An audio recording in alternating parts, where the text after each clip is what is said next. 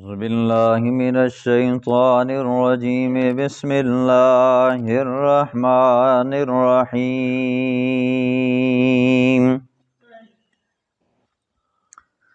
يا أيها الذين آمنوا إن جاءكم فاسق بنبأ فتبينوا أن تصيبوا قوما بجهالة فتصبحوا على ما فعلتم نادمين واعلموا أن فيكم رسول الله لو يطيعكم في كثير من الأمر لعنتم ولكن الله حبب إليكم الإيمان وزينه في قلوبكم وكره إليكم الكفر والفسوق والعصيان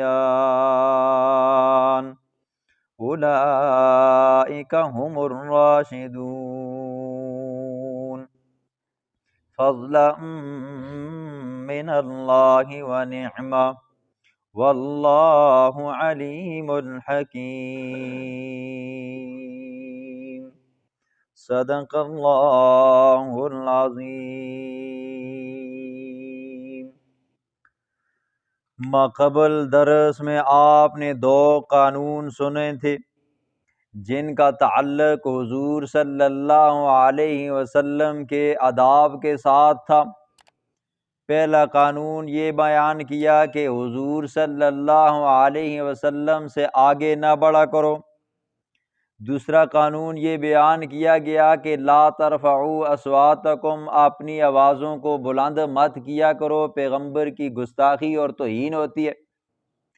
آج اللہ رب العزت تیسرے قانون کو بیان فرمائیں گے۔ قانون یہ ہے کہ جب بھی کوئی بندہ تمہارے پاس خبر لے کر آئے تو اس خبر کی پہلے تحقیق کیا کرو کہ کہیں یہ خبر جھوٹی تو نہیں ہے، پھر اس کے بعد اس خبر کے اوپر عمل کیا کرو، وگرنہ اس خبر کے اوپر ہی کاربند رہا کرو۔ ان آیات کا شان نزول سنیں۔ امام ابن کثیر رحمہ اللہ مسند احمد کی ایک روایت کے مطابق اس کا شان نزول بیان فرماتے ہیں، اور ایک شان نزول امام اہل سنت اور حضرت شیخ القرآن مولانا غلام اللہ خان نور اللہ مرقدہ اپنی تفاسیر کے اندر ذخیرۃ الجنان اور جواہر القرآن میں بیان فرماتے ہیں۔ مختصراً دونوں شان نزولوں کو بیان کروں گا۔ معرف القرآن کے اندر حضرت مولانا مفتی محمد شفیع صاحب نور اللہ مرقدہ امام ابن کثیر رحمہ اللہ کا شان نزول نقل فرماتے ہیں۔ وہ فرماتے ہیں کہ قبیلہ بنی مستلق کے لوگ، ان کا سردار حضور صلی اللہ علیہ وسلم کے پاس آیا۔ سردار کا نام حارث بن زرار تھا۔ یہ والد حضرت جویریہ رضی اللہ تعالی عنہ جو امہات المومنین میں سے جی ام المؤمنین ہے جی، مومنوں کی ماں ہیں، ان کے یہ والد ہیں۔ حضور کے پاس آئے، حضور صلی اللہ علیہ وسلم نے ان کو اسلام کی دعوت دی تو یہ مسلمان ہو گئے۔ پھر حضور صلی اللہ علیہ وسلم نے ان کو اسلام کے بنیادی ارکان بیان فرمائے، زکوٰۃ ہے، روزہ ہے، نماز ہے، حج ہے، زکوٰۃ وغیرہ وغیرہ، یہ ساری چیزیں۔ تو انہوں نے کہا میں جا کر اپنے قبیلے کے لوگوں کو دعوت دوں گا، اگر وہ مسلمان ہو جاتے ہیں تو پھر آپ اگلے سال ان دنوں کے اندر آپ اپنا نمائندہ بھیجنا، ہم زکوٰۃ اکٹھی کر کے، صدقات اکٹھے کر کے اس کو دیں گے اور وہ آپ تک پہنچا دے گا۔ ایک شان نزول یہ، اور ایک شان نزول امام اہل سنت حضرت مولانا سرفراز خان صفدر صاحب رحمہ اللہ اور حضرت شیخ القرآن مولانا غلام اللہ خان نور اللہ مرقدہ نے نقل کیا ہے۔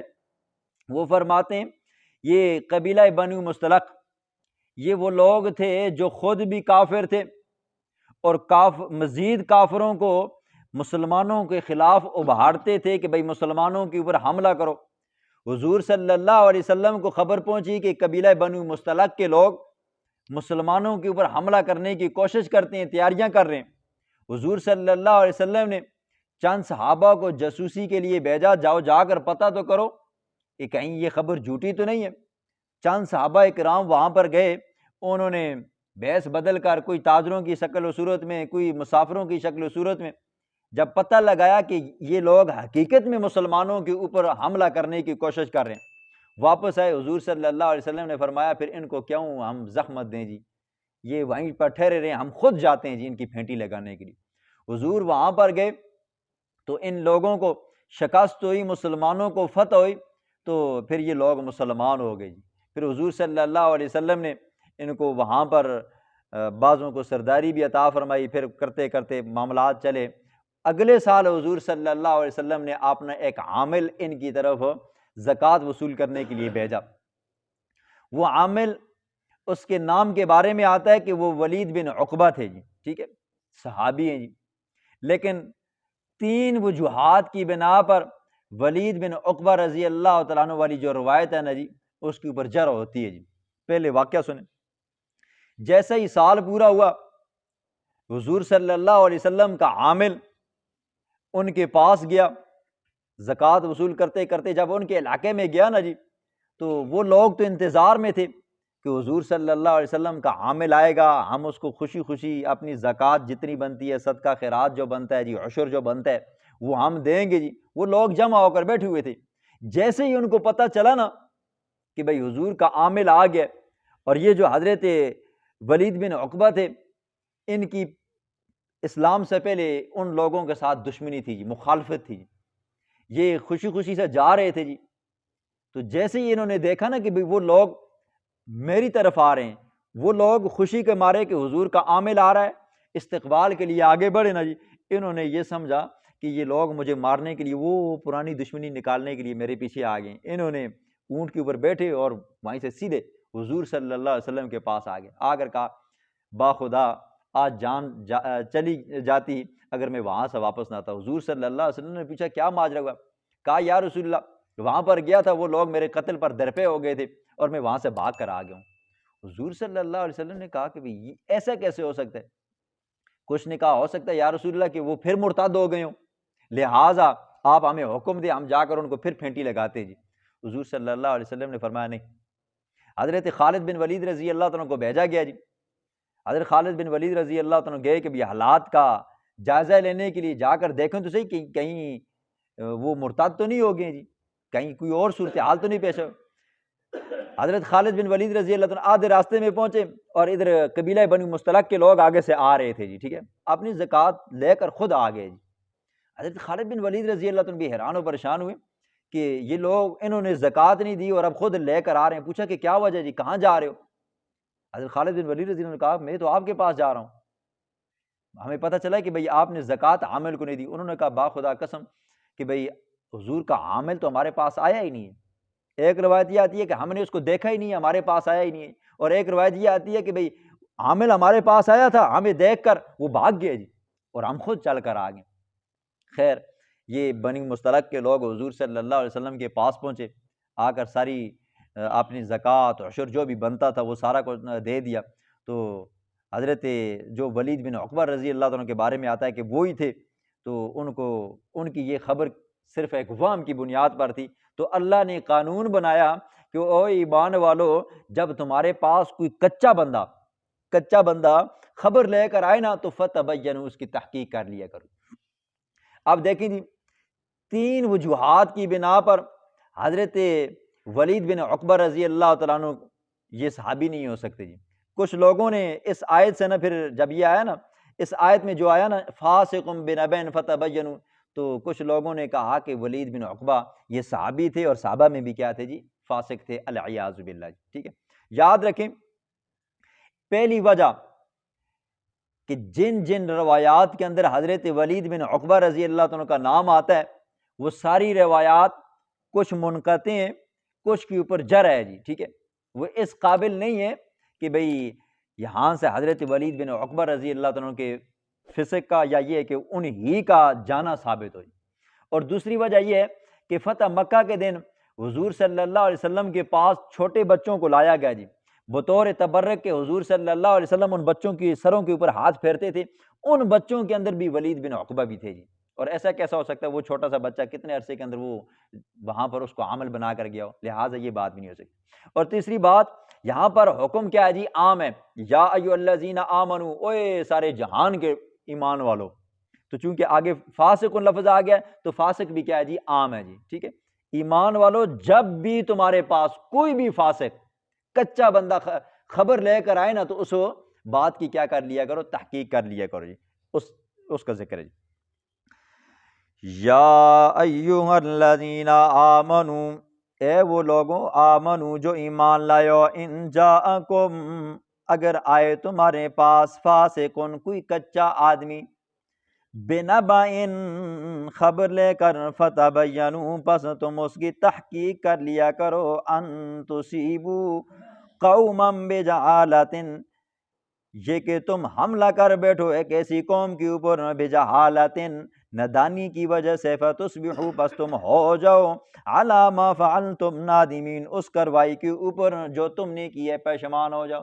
یاد رکھیں، قرآن کی یہ آیت، قرآن کا یہ قانون، اگر کوئی بندہ اپنی زندگی کے اندر اس کو شامل کر دے رہے نا تو نہ بچوں کے اندر لڑائی ہوگی، نہ بڑوں کے اندر لڑائی ہوگی، نہ جوانوں کے اندر لڑائی ہوگی، نہ بھائی کی بھائی کے اندر لڑائی ہوگی، نہ بیوی کی خاوند کے ساتھ لڑائی ہوگی، اور نہ بیوی کی اپنے سسرال کے ساتھ لڑائی ہوگی، ٹھیک ہے۔ آپ نے دیکھا ہوگا جی، اکثر شادی شدہ حضرات بیٹھے ہوئے ہیں، ہوتا ہے نا جی، جب ایک گٹھی فیملی بیٹھی ہو، ایک گٹھی فیملی رہتی ہو نا، تو وہاں پر یہ مسائل بہت سارے ہوتے ہیں جی۔ بیوی کہتی ہے آج تمہارے بھائی نے مجھے یوں کہا جی، ٹھیک ہے۔ خاوند کہتا ہے اچھا چل میں پوچھتا ہوں، نہیں پوچھی نہیں، ٹھیک ہے۔ تمہاری ماں نے مجھے یوں کہا جی، تمہارے باپ نے مجھے یوں کہا، میری نند نے، تمہاری بہن نے مجھے یوں کہا، وغیرہ وغیرہ باتیں کرتی رہتی ہیں نا جی، اچھی طرح آپ جانتے ہو جی، ٹھیک ہے۔ تو پھر بندہ کیا کرتا ہے جی؟ بیوی کی باتوں میں آ کر بھائی کے ساتھ بھی ناراض ہو جاتا ہے جی، ماں باپ کے ساتھ بھی ناراض ہو جاتا ہے جی، بہنوں کے ساتھ ناراض ہو جاتا ہے، بھتیجوں کے ساتھ بھی ناراض ہو جاتا ہے، بدظن ہو جاتا ہے جی۔ جب بھی کوئی بندہ آپ کو آ کر کسی کے بارے میں خبر دے نا جی، تو آپ اس سے یوں کہا کرو، یہ جو خبر آپ دے رہے ہو، کیا آپ نے ان آنکھوں سے دیکھا ہے جی؟ کیا آپ نے ان کانوں سے خود سنے؟ اگر خود سنا ہے تو یاد رکھو آپ گواہ ہو، میں اس بندے سے جا کر پوچھوں گا اور آپ کا نام لوں گا جی، یاد رکھنا جی۔ کبھی وہ بندہ دوبارہ آپ کو آ کر خبر نہیں دے گا جی، اور آپ بدظن نہیں ہوں گے دوسرے بندے سے جی۔ کیوں؟ عام طور پر کیا ہوتی ہے جی؟ سنی سنائی بات کے اوپر کیا ہو جاتی ہے؟ لڑائی ہو جاتی ہے۔ پھر اسی طرح اگر بیوی آپ کو یہ بات کہے نا جی، آپ کے بھائی نے ایسا کہا، کہو جی ٹھیک ہے جی، اگر یہ بات میرے بھائی نے کی ہے میں اپنے بھائی سے پوچھتا ہوں۔ اگر بیوی اس پہ ڈٹ جاتی ہے، رک جاتی ہے، ٹھیک ہے جی اپنے بھائی سے پوچھو، تو آپ کے بھائی کے پاس دو آپشن ہوں گے جی۔ ایک تو یہ ہوگا وہ اپنی صفائی دے گا جی، دوسرا یہ ہو سکتا ہے کہ وہ منکر ہو جی۔ اکثر لڑائیاں اس وجہ سے ہوتی ہیں، ہم لوگ تحقیق نہیں کرتے تو پھر کیا ہو جاتی ہیں جی؟ ہمارے یہاں لڑائیاں شروع ہو جاتی ہیں۔ یا ایھا الذین آمنو، اے وہ لوگوں، آمنو جو ایمان لائے، ان جاءکم اگر آئے تمہارے پاس، فاسقن کچا بندہ، بنبأٍ خبر لے کر جس میں کسی کی شکایت ہو، فتبینوا پس تحقیق کر لیا کرو، ان تصیبوا قوما بجہالۃ، یہ کہ تم ڈال دو کسی قوم کے اوپر، بجہالۃ جہالت کی وجہ سے کوئی پریشانی مشقت، فتصبحوا پس جب بعد میں تحقیق کرو پتہ چلے، علی ما فعلتم نادمین پھر آپ نے فعل کے اوپر نادم اور پریشان ہو جائے، ٹھیک ہے۔ ہوتا ہے نا بعض پہنا بندہ آ کر بتاتا ہے نا تمہارے بارے میں فلانا ایجا کہہ رہا تھا، اس طرح کہہ رہا تھا، اچھا اس دی فلانی دیا جی دیتے جی، چنگے سنیاں کر کے گالیاں کاٹ کے دیا، ٹھیک ہے۔ پھر بعد پتہ لگتا ہے وہ بندہ ملتا نہ تھا، وہ یار معذرت کرنا غلطی ہوگی، اکثر تو غلطی مندی ہی نہیں ہے نا جی۔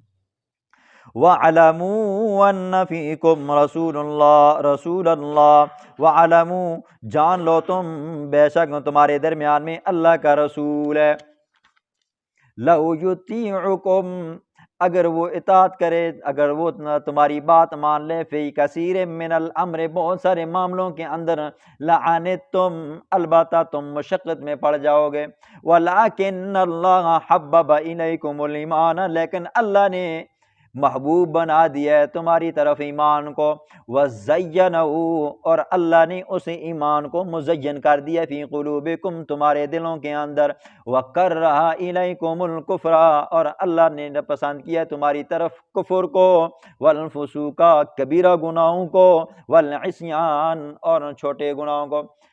صحابہ کی شان بیان ہو رہی ہے جی، وَلَٰكِنَّ اللَّهَ حَبَّبَ إِلَيْكُمُ الْإِيمَانَ اللہ نے ایمان کو تمہارے لیے محبوب بنا لیا جی، ٹھیک ہے۔ جس طرح سے کو بریانی کٹوا نہیں پسند تھا جی، صحابہ کو اس سے زیادہ کیا تھا جی، ایمان محبوب تھا جی۔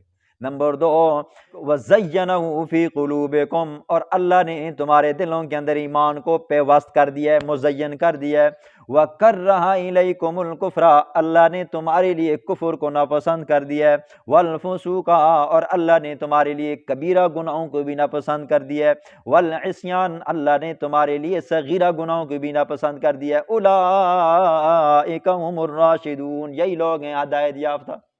صحابہ کیا ہیں جی، ہدایت یافتہ۔ دیکھیں فسوق اور عصیان کے اندر مفسرین نے ایک دو فرق بیان کیے ہیں۔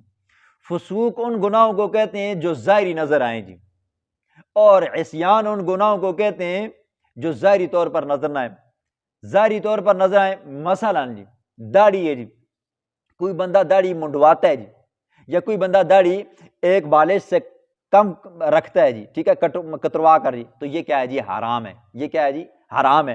اب یہ کیا ہے جی، ظاہری گناہ ہے، اس کو کیا کہتے ہیں، فسق کہتے ہیں۔ اور عصیان جو گناہ سامنے نظر نہ آئے، مثلا جھوٹ بول دیا جی، کسی کی غیبت کر دی، تو اللہ نے تمہارے لیے ان گناہوں کو بھی ناپسند کیا ہے جو ظاہری نظر آتے ہیں جی، وہ بھی اللہ تمہارے لیے پسند نہیں کرتا، اور جو چھپے ہوئے ہیں جی اللہ ان کو بھی تمہارے لیے پسند نہیں کرتا۔